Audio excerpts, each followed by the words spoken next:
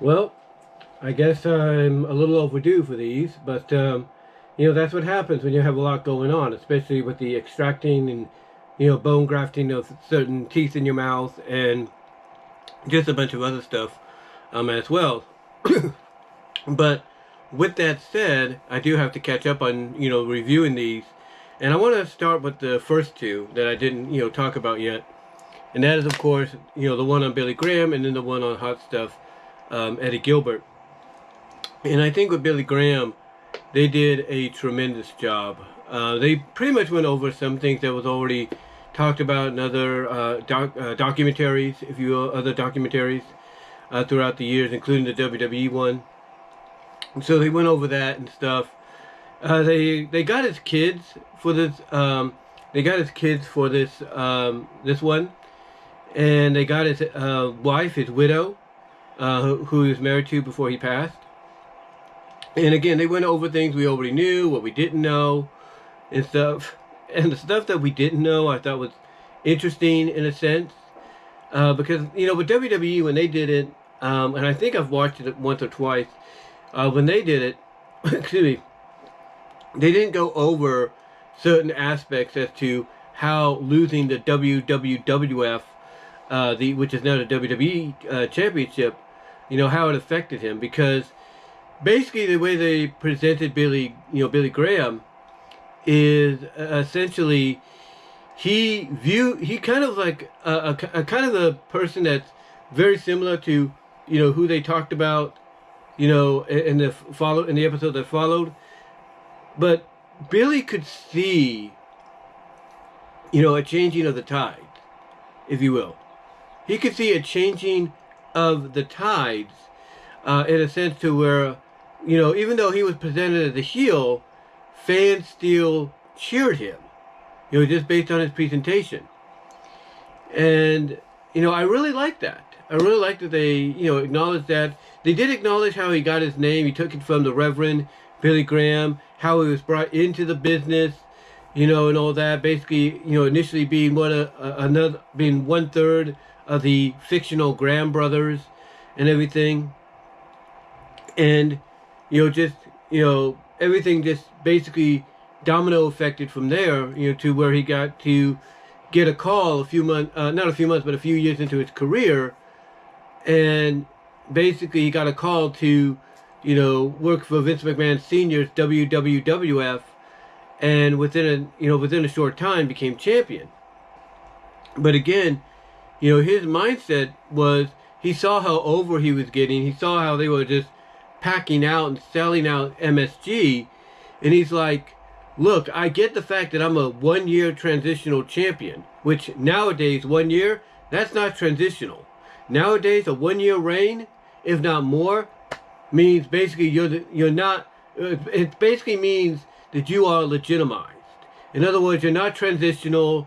You're not someone that okay, we're gonna put the belt on you because we want to get it from point A to point B and all that. You're just point A You're just point A, point 5, if you will.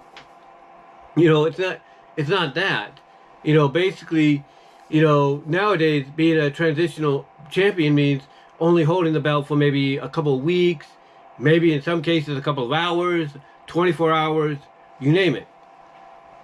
But in this case though, like I said, I guess back in the 70s you were looked at as a transitional champion.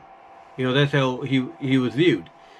So again, he was kind of, someone like, who they talked about in the next episode, kind of like ahead of the curve and noticing, wait a minute, people like me, why not just keep the belt on me until we, get to, till we get to a certain point to where, okay, now you can do it. And Vince McMahon Sr., he was set in his ways. He's like, no, you are the middle guy. You are basically A.5. You are A.5.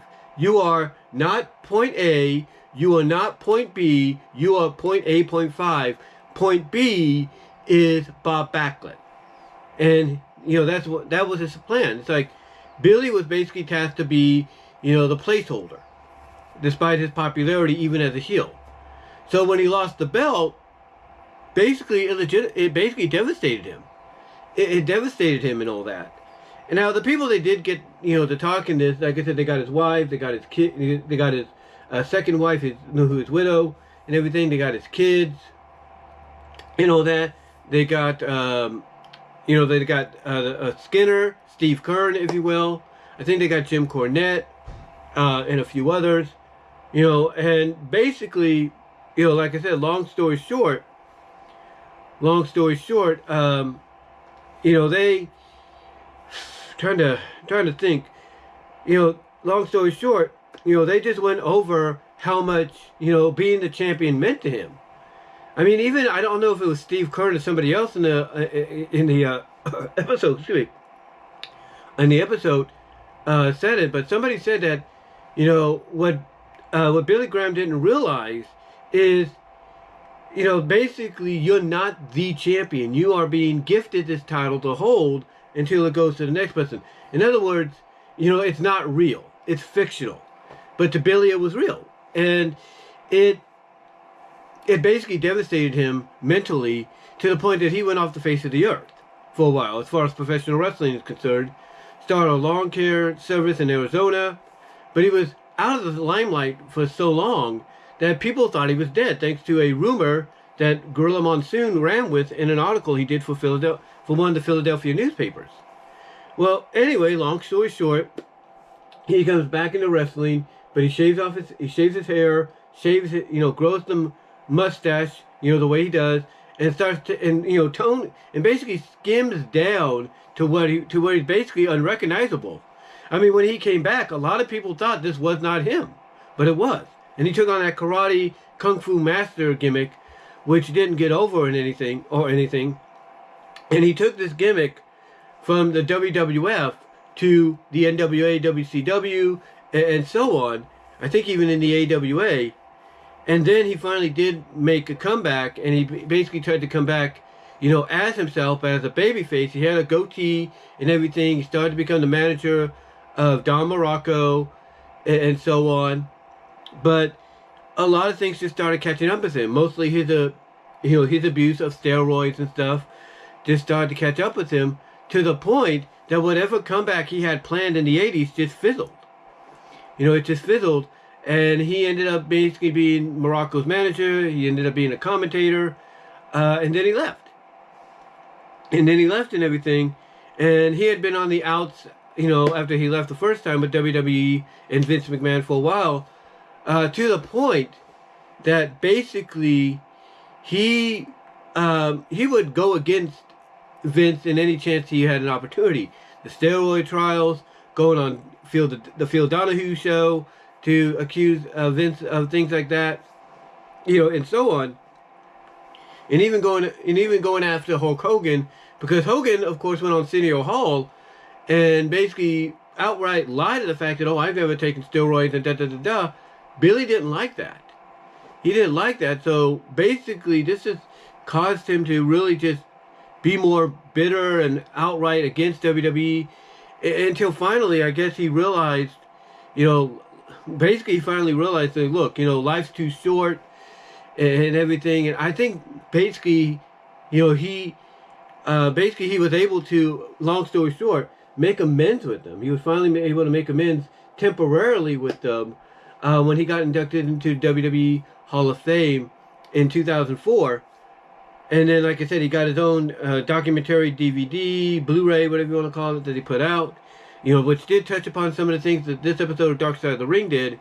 But, again, Dark Side of the Ring, they touched upon other stuff as well, which was really cool and all that, And it basically, the end result was, he was just, all the abuse he put on his body with the pills and everything, the steroids, it was just, kicking his butt.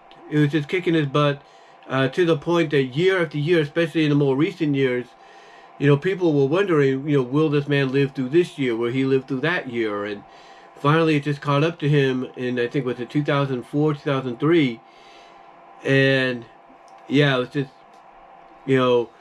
a sad ending. But he was able to make amends with his kids, because his kids, mostly his son at first, was, bitter towards him for the fact that he had left their mother for his, recent widow, and everything. And he did this right in front. He basically asked for a divorce from their mother right in front of the daughter. So the son and the daughter carried bitterness for a while, but they were able to grow. And over time, especially as he was getting older and his life was getting shorter, they were able to make amends and all that. And they did, cry a little bit when they acknowledged that they do love him, because he said he loved them too. And even the son was like, in his final days, he noticed that the Billy Graham that he was seeing lying on the bed wasn't the wrestler Billy Graham, that was his dad. And that was very touching. That was a very touching point, I should say, in the episode. So I liked that. I enjoyed that. But yeah, it did have its dark elements and everything as well. So just just one of those situations to where, again, it talked about things you already knew, but it also talked about stuff you didn't know. So, and they also were able to, like I said, get people they did not get for the WWE documentary DVD. So there you go. But I thought the episode was great. I thought it was really, really good.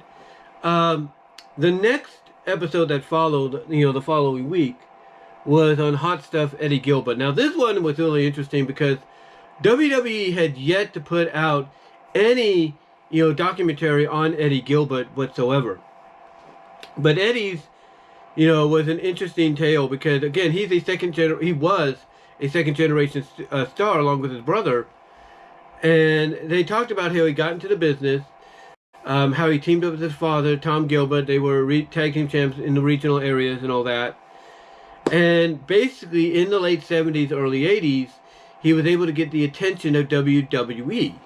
And he was brought in to be part of what was, at the time, I think, the junior heavyweight division, because they had this collaboration with New Japan Pro Wrestling, to where basically, they would, share a championship that would be defended, in America as well as in Japan, and that was the junior heavyweight title. So Eddie was part of that. And Eddie was getting popular reactions regionally, and then when he went to WWE, he was getting some popular reactions, decent ones. But what happened, is during this, he got into an accident to where basically he was in a position to where he was never going to be able to wrestle again. His injuries were so bad and everything that, one, they didn't think he'd probably make it. Thank God at that time he did. But, no, he was basically told, you're not going to be able to compete in this ring again. And he was determined to get back in because that's what he wanted to do. He wanted to wrestle. And he followed in the footsteps, believe it or not, of Jim Cornette as well, because they both, like even Paul Heyman before them or around the same time, started out as a photographer, but Eddie was able to get more in depth, more closer with the wrestlers, I think because of who his father was, than Jim Cornette was. But anyway, he was told he would never wrestle again, but he's like, no, I want to get back into this. And he was told, even if you do wrestle, it's going to take time. It's going to take a year or so to get back in there. So he wanted to get back in there quick.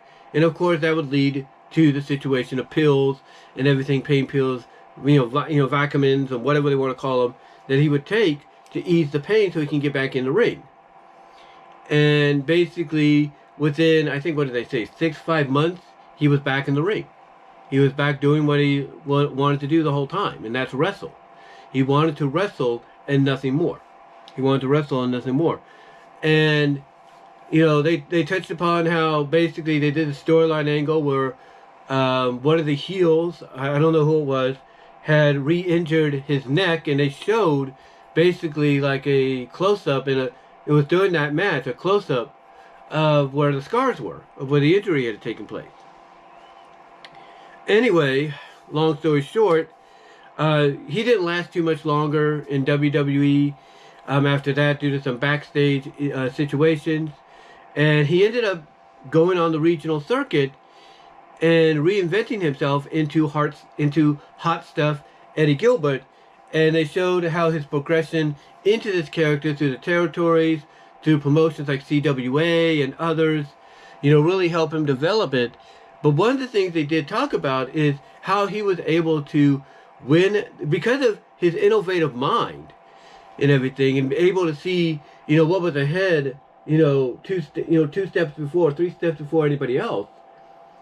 Basically, that enabled him to get a seat on various booking committees. UWF, Mid-South, CWA, and even the NWA, WCW. But there was always someone that went against him, or basically go against him, if you will, and basically he would be gone from that territory and on to the next.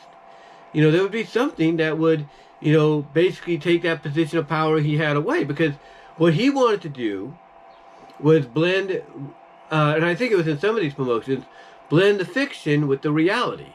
That's what he wanted to do, and that's what I meant by him always being like two or three steps ahead before anybody else when it came to seeing things. So anyway, he basically goes and gets he goes and he's a booker for UWF and Mid-South and everything, and that situation unravels, and then he tries for WCW, NWA after they get bought out by after UWF, I should say, gets bought out by the NWA and all that. He competes there, and he competes basically, to the point, he competes, basically as a babyface and as a heel, and then he was, again, able to impress enough, he got a seat on the board. And what happened to him being dismissed from that is there was a finish between him and Ron Simmons in, I think it was in Memphis, Tennessee or something, doing a house show or something. And basically Ric Flair said, Ron's going to go over you. And Eddie's like, no, he's not. And Eddie was the one behind Ric Flair's back that changed the finish, and he went over Ron. And Ric Flair didn't like that. And before Eddie knew it, he got replaced by Jim Cornette, which I guess Eddie saw as a betrayal of the friendship, but it wasn't, because I think Cornette was able to, or at least was trying to convince him, hey, that's not what happened. This is what happened, instead of what you're believing. And I guess they were able to work out the situation or something like that. Anyway, he just had a very tumultuous life and everything, in and out of the ring and all that. And of course, it all led eventually to him helping being one of the founding fathers of ECW, which was known as at the time as Eastern Championship Wrestling. Eastern Championship Wrestling. He basically became one of the founding fathers, and this is when ECW, as Eastern Championship Wrestling, was still under the NWA banner. It was still one of the last remaining territories before they did what they did in 1994 with Shane Douglas. But the point is, basically, he stayed on there for a while. Basically, he was friends with Paul Heyman and everything. And what happened is, again, something occurred behind the scenes to where things just unraveled and all that. And he was going to leave. Him and Doug were going to leave, because Doug would go where he would go. And basically, what happened is that he was supposed to be part of a match, if you will. It was part of a storyline leading to a match at, Ultra Clash in 94, I believe, 93, 94. And basically, because of what happened unraveling behind the scenes, basically, he was let go. He was, basically not let go, but him and Doug, mostly he walked away. And, what happened is that, they needed him. Or they wanted him there. So basically, long story short, he said, hey, I can be there. And they interviewed Todd Gordon for this, because some of the people they ended up getting were Todd Gordon, Doug Gilbert, Jim Cornette, basically some of those that knew Eddie better in and out of the ring. Anyway, including Medusa, who I was surprised to find out was married to Eddie, at one point. So that was interesting. It was really interesting. And he was even married to Missy Hyatt at one point too. So pretty cool to hear. But anyway, he basically, basically told Paul Heyman, because, their friendship was kind of like on rocky road at the time, because of because of the situation behind the scenes at ECW, at the ECW, if you excuse me there, Eastern Championship Wrestling at the time. It was kind of a rocky road. So what happened is that, Eddie said, "Hey, can I? I don't know if it's Eddie called or somebody did, or he called. Yeah, I think it was Eddie that called Todd Gordon because Todd Gordon was like, hey, he was like, sure, you could do that. Basically, Eddie wanted to come to Ultra Clash and basically, say goodbye to everybody because he was let go because of something that happened behind the scenes and outside of the company. So he wanted to say goodbye, and Todd Gordon was cool with it. Todd Gordon was cool with it, and so was Paul Heyman, I think. But what happened instead is Eddie Gilbert came out through the crowd, and instead of saying goodbye, he's cut a promo or something, a goodbye promo or something like that, to where basically Paul Heyman said, pull the plug, pull the mic, disconnect the mic and everything, and he got pissed off because Eddie had gone against what he agreed upon or something like that. Anyway, long story short, again, I know I say that a lot with these videos, but long story short, Eddie decided to stay relevant, and hold on for a sec. Eddie decided to stay relevant. He was going to do what was known as one of the first shoot sit-down interviews. Yeah, he did this around like 93, 94 when he had left. I think, yeah, it's 94 mostly. Or it was in between, like, because again, Ultra Clash 94 or something like that. So anyway, he basically, in between this time frame, and they were using highlights from this same thing, this same interview, basically between 93 and 94, when he was, leaving ECW to go to WWC, which is World Wrestling Council in Puerto Rico and such, to work with Carlos Colon. Basically what happened is Eddie decided he was going to, take it upon himself, be part of this project, to, do the first ever shoot interviews. The first ever shoot interviews and everything. And basically he would just sit down with somebody and talk about his, the insides of the business, how he was a booker and stuff like that. And like I said, they used some of this for the interview.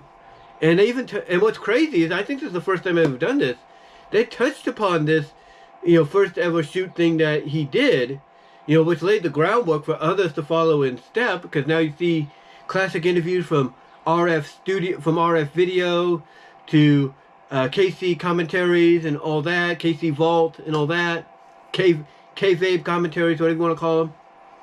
And basically, according to what some people said in the episode, Eddie doing this laid the groundwork for that.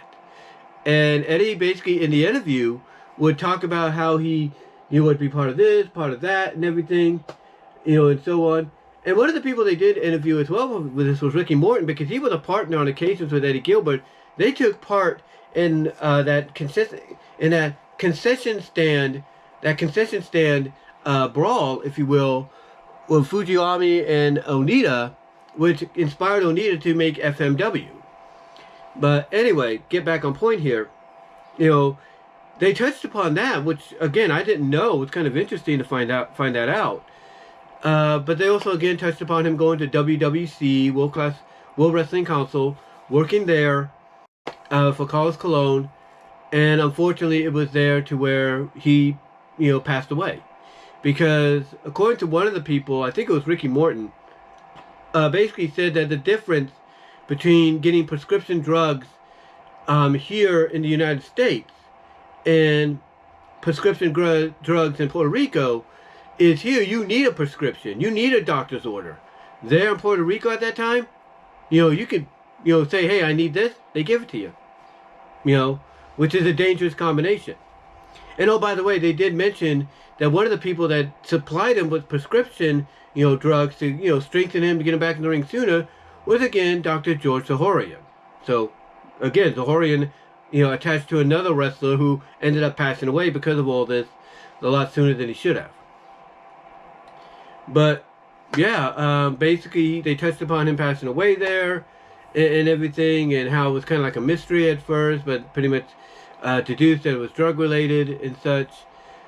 And mainly what it was is I guess because it was drug-related, it caused him to have a heart attack. Now, what's interesting about it, too, is that during the episode, when they talked about him being in the car accident, and basically being told, hey, you may not be able to get back in the ring for a long time, or you may not wrestle again, is that he also had half his heart, half his heart stopped working. It's like the other half worked, the other one didn't. The other part didn't, when I heard that, I'm like, really? That's kind of strange. It's kind of strange to hear, somebody surviving that, but I guess God works miracles. Even, God works a lot of miracles. He does. And he worked a miracle here with Eddie Gilbert at that time to keep him going, even though his life would end, a lot shorter than it should have, if you will. Anyway, though, like I said, they touched upon him passing away in Puerto Rico, and again, mostly because of heart failure, and all that, due to one part of his heart working and the other not, and also the drugs that he had been taking and all that. And basically, I think Medusa, Alonso Blaze, if you will, and Missy Hyatt, I think, even said this too, that, he was a good guy. He loved his family. But I guess when the drugs would take effect, he'd be kind of different at times.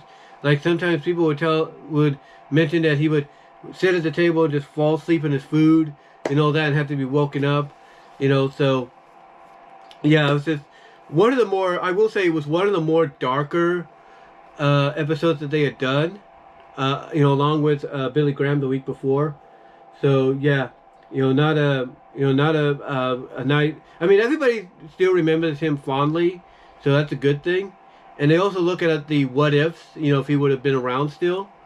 But again, one of the common threads they said was he tried to live his dream, tried to look ahead, try to be innovative and everything, but sometimes he would get in his way. He'd basically be, excuse me, a cough coming up there.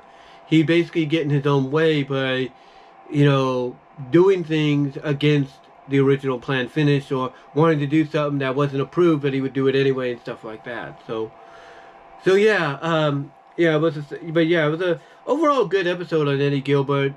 Sad ending and all that, but that's what Dark Side of the Ring is about. Excuse me. That's what Dark Side of the Ring is about. It's like touching upon the dark side of things when it comes to this business, and trying to at least end it on a light note or a somber note or whatever.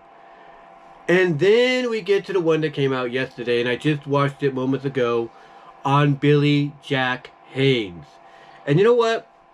I will say this.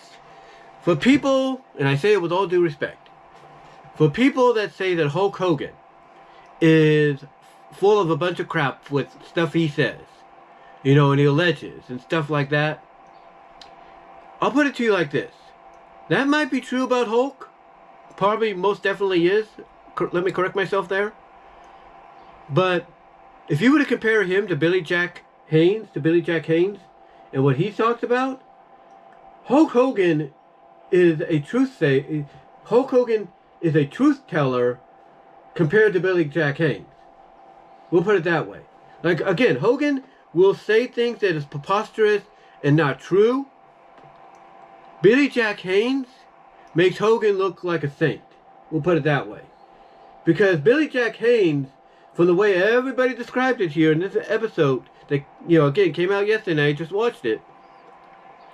Billy Jack Haynes is one of those guys that basically you could say definitely lives up to the title of the Jack Nicholson movie, from the 1970s. And that is One Flew Over the Cuckoo's Nest. So, yeah, that's basically what it is. He's one flew over the cuckoo. Because the overall theme here with Billy Jack is you can't believe a word he says. I mean, I was even surprised they were able to get him for the interview, because he's currently serving incarnation. Not incarnation, what am I talking about? He's incarnated. He's in jail, put it that way. He's incarnated right now in jail in Portland because of what happened last year. And they did touch upon that right off the start and right at the end. They touched upon both of that. And again, they were able to, through the help of his attorney, get him to, be able to do this interview, because apparently he reached out to them to be part of this. he reached out to them to be part of this, so he could tell his side of the story. I guess when he heard, hey, I'm going to be, a focal point in this next year, I want to give my side before anybody, I want to give my side of things, alongside everybody else's. Now, they did talk to numerous names. Again, Jim Cornette was in there. Dave Meltzer was in there. You're going to expect those guys with these kind of stories. They got Bill Alfonso, who knew Jack from his Florida days. They got Ken Patera. They got the grappler, Lynn Denton. I think that was his name. Not Lynn Denton, but Land Denton, I think. They got Ray Oliver's son, Larry Oliver. They got Mark Miller as well. I think these were regional guys. The grappler, Lynn Denton, was a regional guy, but he was also somebody that I know competed in the NWA, WCW back in the early days, as well as in WWE mostly, or WWE, if you will. So I know he competed in those areas as well as the AWA. But they got him, and like I said, they got Mark Miller, who is also a regional Portland wrestler.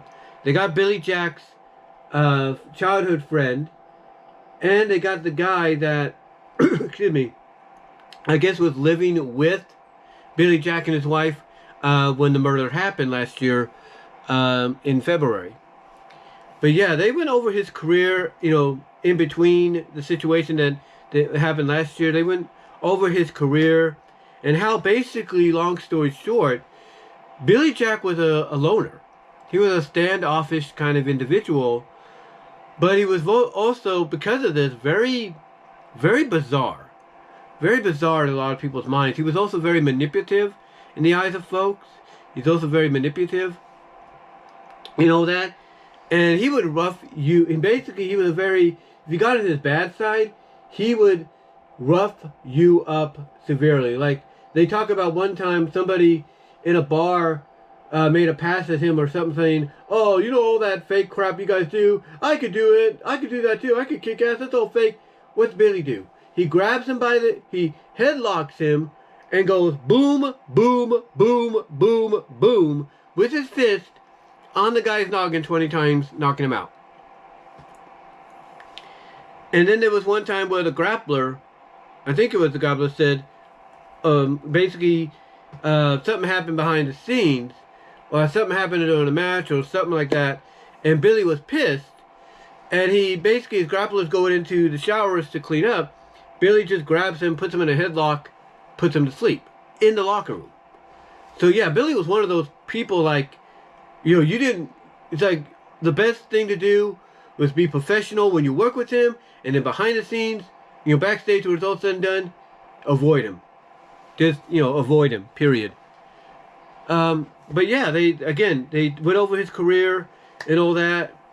They talked to Ken Patera, who teamed with Billy Jack in WWE, and because he teamed with Billy Jack, they even were going to be given, according to Ken, this is Ken Patera saying this, they were going to be given a push by Vince McMahon, but they were also going to be given a gimmick to go along with them being a team, and that gimmick was going to be, you're the Oregon Lumberjacks, because they were both from Oregon.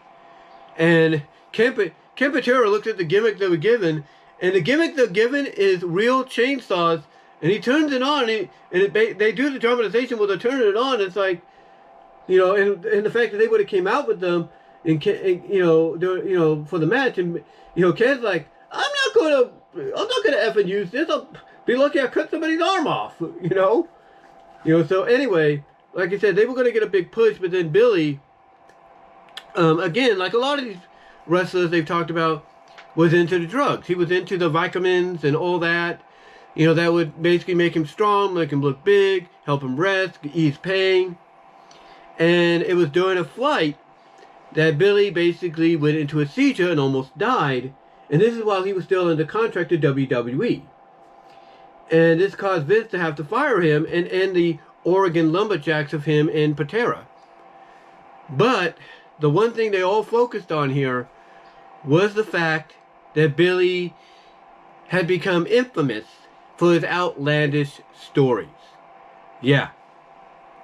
His outlandish stories, to where it's like, you did not know what this guy. I mean, they even said they didn't know if this guy was on something or not, because because here's the thing. He would talk about how he was, while he was wrestling for WWE, he would also be doing on the side some criminal work. He'd be, trafficking drugs and all that stuff, stuff of that nature. And it's like, you watch this, you hear about it, and you're like, what are you going to believe? What are you going to believe with this guy? Now, they did touch upon him talking about the fact that he was there when the two teenage boys got found on the train track and everything, and basically were, killed and all that, and he was there to watch over this, drug exchange and all that, and it's like, it's like you hear this and you're like, really? Are you telling the truth, or are you just fictionalizing it in your mind? And even those that, reported it, because they did show news clips and all that from, basically the reports of, hey, someone's coming forward and everything like that. People were like, can you really believe that? You can't. And basically, the case is still open, because even the police are like, we can't believe this guy. This guy's a nut. This guy's probably made this all up just to get attention.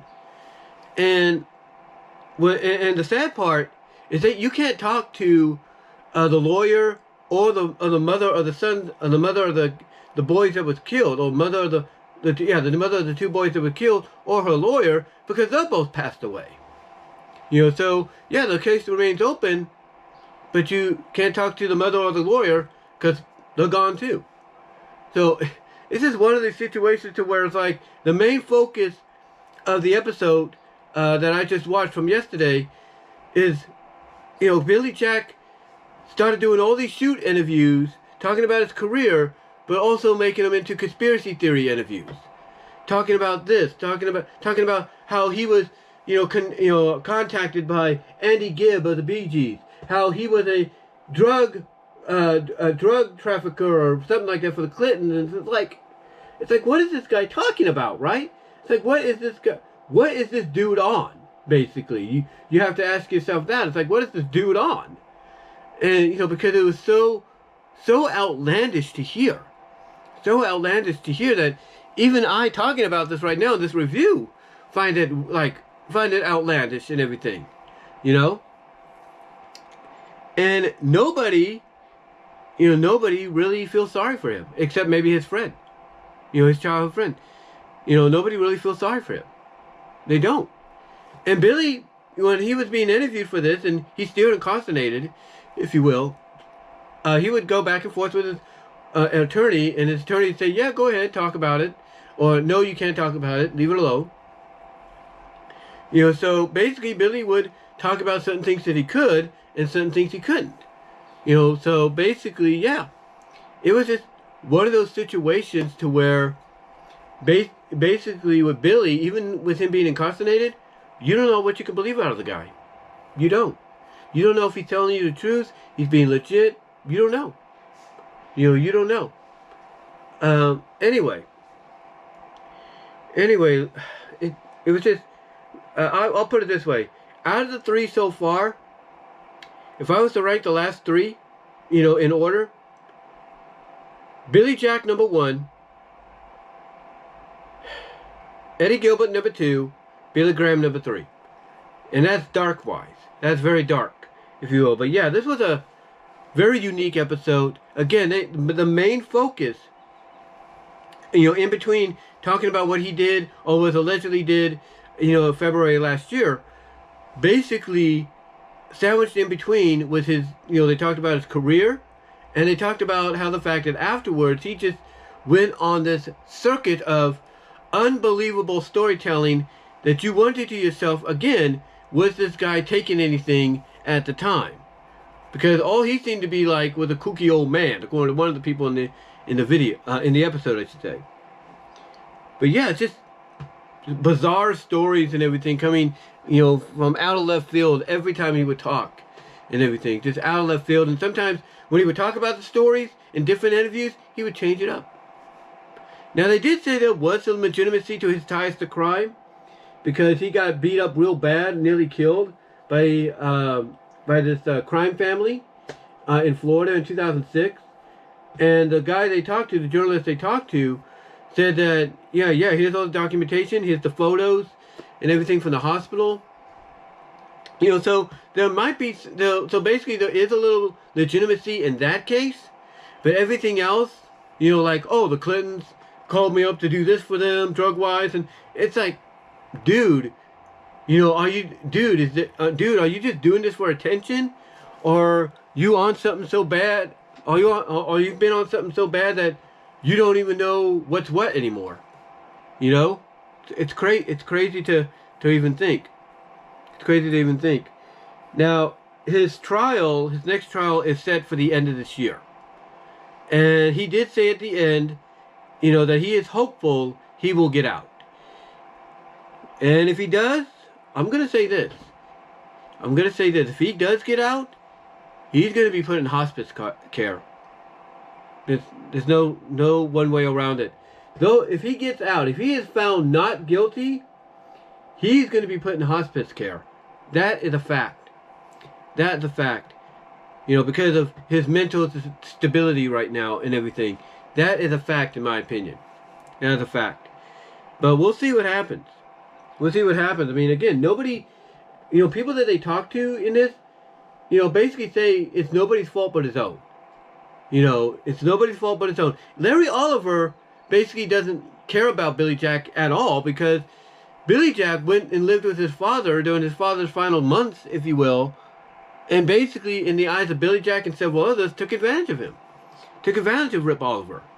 You know, and even stole some of his medication that he needed to, you know, keep living for the short time that he still had left. You know, so, yeah, probably, like I said, rank-wise, out of the last three, Billy Jack number 1, Eddie number 2, Billy Graham number 3. But yeah, it's a very dark episode, very sad, somber episode. But Billy, he's optimistic he'll get out in December, but we'll see. Again, in my opinion, I'll be honest with you, I don't think he's gonna get out. But if he does, he's gonna be put in hospice care so somebody can watch over him, take care of him, and try to at least mentally stabilize him to where finally we might get some real truth out of him. And I believe if that's the direction they go, you know, when he ends up in that situation, hopefully if they can get him stabilized mentally, you know, he'll come out and admit that everything he was talking about was nothing but fantasy. But we'll see. But honestly, I think a lot of people would agree he's probably not going to get out. Probably not. But well, it's going to be up to what the verdict will be in December. But anyway, though, guys, that's all I'm going to say for this. I know it took me a while to. I know, because I'm getting a little tongue-tied here. But like I said, I knew I should have done this a lot sooner. Again, though, a lot going on, if you will, a lot on my plate. You know, tooth extraction and bone graft last week and such. So I wanted to recover from that before I did anything. But overall, yeah, these last 3 episodes were pretty good. Dark, you know, more so than I think the last 2, the first couple of ones were. And next week's, that's probably going to be one of the more darker and violent ones we get, because that's going to be on the original Sheik. So again, guys, that's all I can say. Let me know what your thoughts are down below in the comment section, if you will. Like the video, subscribe to the channel, ring the bell for notification for future videos when they come out. Also, you know, click on the links in the description to find my content elsewhere here on the internet. And until next time, guys, I will talk to you all later. But yeah, that's my take on these last 3 episodes of Dark Side of the Ring. Take care. God bless.